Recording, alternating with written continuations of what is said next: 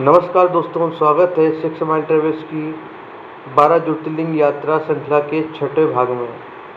दोस्तों, आज हम आपको महाराष्ट्र के सह्याद्री पर्वतों में स्थित भीमाशंकर ज्योतिर्लिंग के दर्शन के बारे में जानकारी देंगे। यह ज्योतिर्लिंग भगवान शिव का एक पवित्र स्थल है, जहाँ की प्राकृतिक सुंदरता और धार्मिक महत्व दोनों अद्वितीय देखने लायक हैं। इस वीडियो में हम आपको बताएंगे कैसे पहुँचे यहाँ तक, कहाँ रुकना है और यहाँ यात्रा का सबसे उत्तम समय क्या होता है।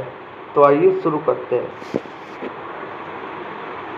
दोस्तों, भीमाशंकर ज्योतिर्लिंग के बारे में जान लेते हैं। भीमाशंकर ज्योतिर्लिंग सह्याद्री पर्वत के बीच स्थित और यह स्थान पर्यावरण की दृष्टि से भी अत्यंत महत्वपूर्ण है, क्योंकि यह भीमाशंकर वन्यजीव अभयारण्य में आता है। भीमाशंकर शिवलिंग को लेकर मान्यता है कि यह स्थान वह है जहाँ भगवान शिव ने राक्षस त्रिपुरासुर का वध किया था और यहाँ से बहती भीमा नदी का उद्गम भी माना जाता है, इसलिए इस जगह का नाम भीमाशंकर कहलाता है।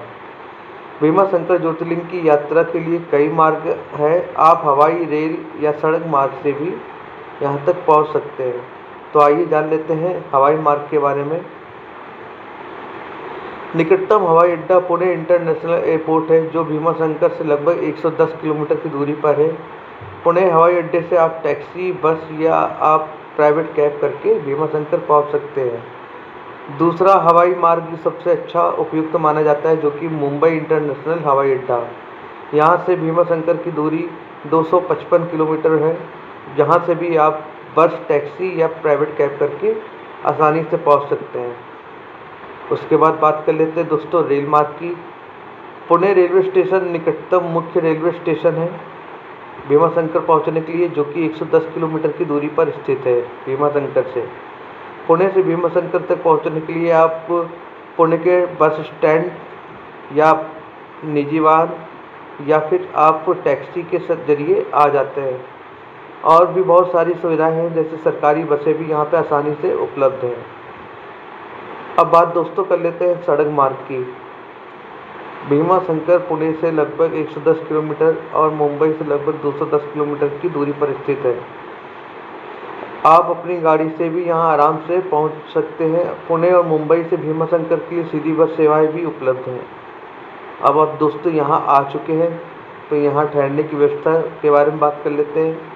वैसे दोस्तों, अगर आप पुणे या मुंबई से आ रहे हैं तो आपके लिए एक दिन में आना और जाना सफिशिएंट हो सकता है, लेकिन अगर आप रुकना चाह रहे हैं तो वहाँ पे आप धर्मशाला है, जो कि भीमाशंकर मंदिर धर्मशाला और शिवराय भक्त निवास, यहाँ पे आपको सस्ती और अच्छी कमरों का चयन करने के लिए और ठहरने की सुविधा मिल जाएगी।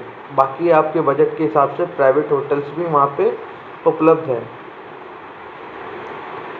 भीमाशंकर के दर्शन और आरती के बारे में जान लेते हैं दोस्तों। भीमाशंकर ज्योतिर्लिंग में दर्शन का समय और यहाँ की आरती की कुछ इस प्रकार है, जो कि 3 टाइम होती है: मंगला आरती, मध्याह्न आरती और शाम की आरती।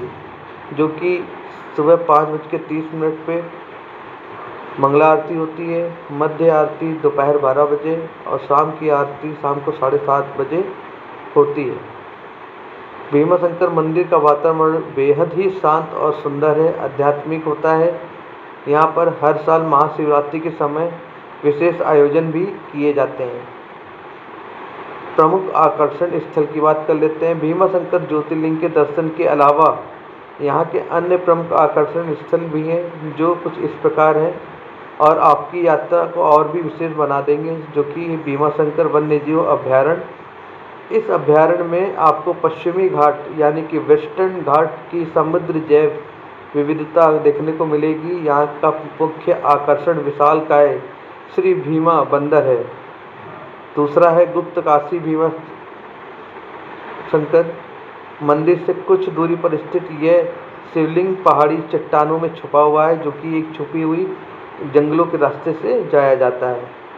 तीसरा है हनुमान झरना। यह झरना भीमाशंकर मंदिर के पास स्थित है और मानसून के समय यहाँ का दृश्य देखने ही बेहद मनोरम होता है।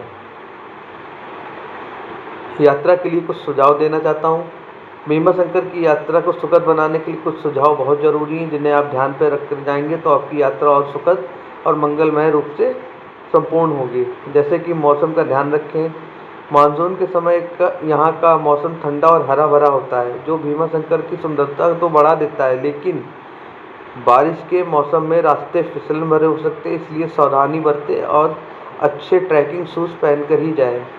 आरक्षण: यात्रा के दौरान ठहरने की सुविधा पहले से ही बुक कर लें, खासकर अगर आप महाशिवरात्रि के दौरान या फिर आप सावन के महीनों में आ रहे हैं तब।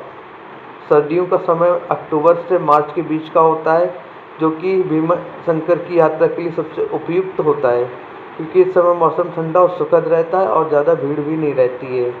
अगर आप ट्रैकिंग के शौकीन हैं तो भीमा शंकर का ट्रैक एक रोमांच और अनुभव से भरा हो सकता है। तो यह था भीमा शंकर ज्योतिर्लिंग यात्रा का संपूर्ण गाइड। अगर आपको यह वीडियो पसंद आया हो तो इसे लाइक और शेयर करना ना भूलें। और हाँ, हमारी 12 ज्योतिर्लिंग यात्रा श्रृंखला के अगले भाग के लिए 6 माइल ट्रेवल्स को सब्सक्राइब जरूर करें। अगले वीडियो में हम आपको लेकर चलेंगे एक और ज्योतिर्लिंग के दिव्य दर्शन के लिए। जल्दी मिलते हैं आपको अगली वीडियो के साथ, तब तक के लिए जुड़े रहने के लिए धन्यवाद। जय हिंद।